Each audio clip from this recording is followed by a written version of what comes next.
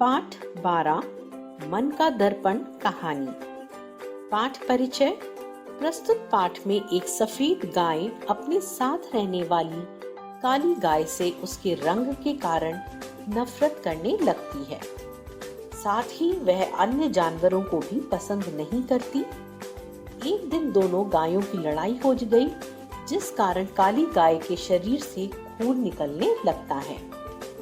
सफेद गाय को बड़ा आश्चर्य होता है कि उसके खून का रंग भी उसके खून के जैसा ही है।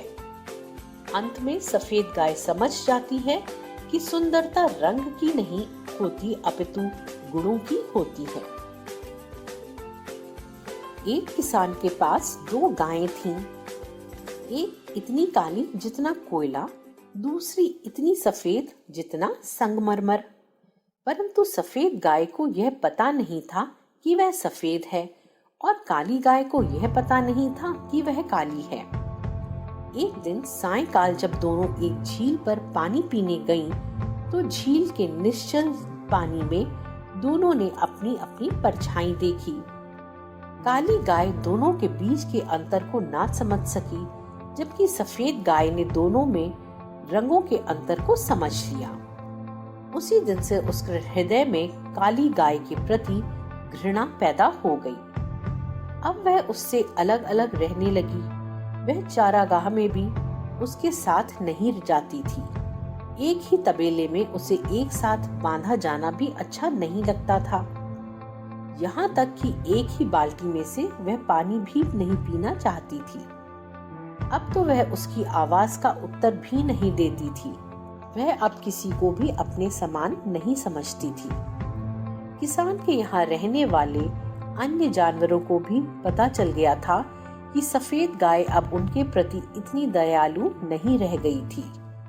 किसान के होरी नामक घोड़े और स्वीटी नामक कुत्ते का तबेले में आना उसे पसंद नहीं था।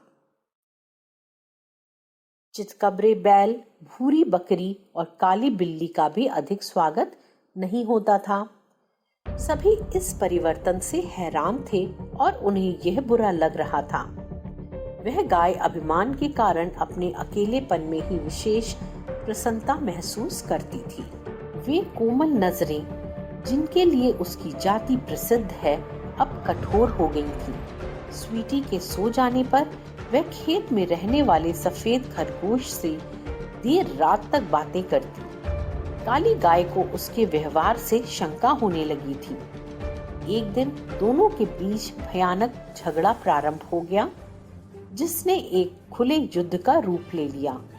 तेज सींगों के आक्रमण से दोनों के शरीर से खून टपकने लगा। यदि समय पर किसान उनकी लड़ाई समाप्त करवाने के लिए नहीं पहुंचता, तो भयानक परिणाम हो सकता था।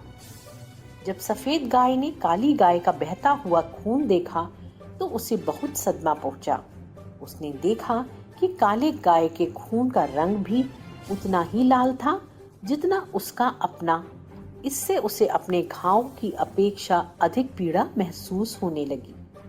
अगले दिन दूध दूहने के समय सफेद गाय को फिर से सदमा पहुंचा, जब उसने देखा कि काली गाय का दूध भी उतना ही सफेद था जितना कि उसका अपना। एक दिन नगर से एक ग्राहक गाय, बैल, बकरी आदि जानवर खरीदने आया।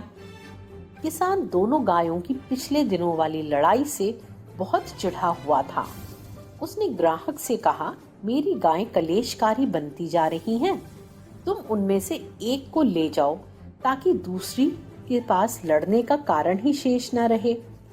तुम कौन सी गाय लोगे, काली या सफेद? व्यापारी ने उत्तर दिया, रंगों में अंतर की वजह से मेरे यहाँ कीमत में कोई वृद्धि नहीं होती। सफेद गाय यह सुनकर और भी स्तब्ध रह गई। उसे अपने रूप रंग पर जो अभिमान था, वह चकनाचूर हो गया।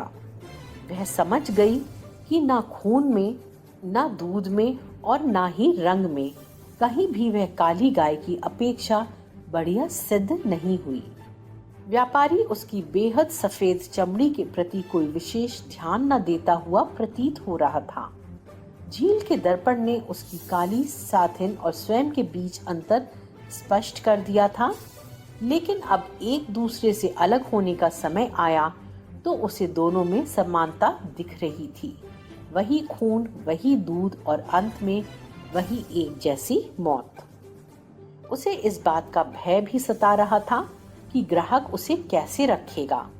सफेद गाय भागी भागी गाय के तबेले में गई और काली गाय से कहने लगी, बहन, हम दोनों में से किसी एक को मालिक आज बेच देगा और हम अलग हो जाएंगी। अब मेरे मन के दर्पण ने स्पष्ट कर दिया है कि मेरे और तुम्हारे बीच कोई अंतर नहीं है, फिर आपस में लड़ाई झगड़ा किस लिए? मुझे तुमसे कोई शिकायत नहीं है, अब हम मिलजुल कर रहेंगे।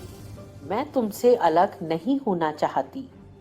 इन बातों को सुनकर काली गाय का मन पिघल गया। उसने भी एक ही पल में उसकी सारी निर्दयता भुला दी और उसे क्षमा कर दिया। उसने अपनी गर्दन से सफेद गाय को रगड़ा और दोनों मिलकर किसान के झोपड़े के पास गई तथा एक तान में आवाज लगाकर उसे जगाया। यह देखकर किसान को हैरानी और खुशी दोनों हुई। उसने उन्हें अपने समीप लाते हुए प्यार से कहा, मैं तुम दोनों को बेचने नहीं जा रहा हूँ।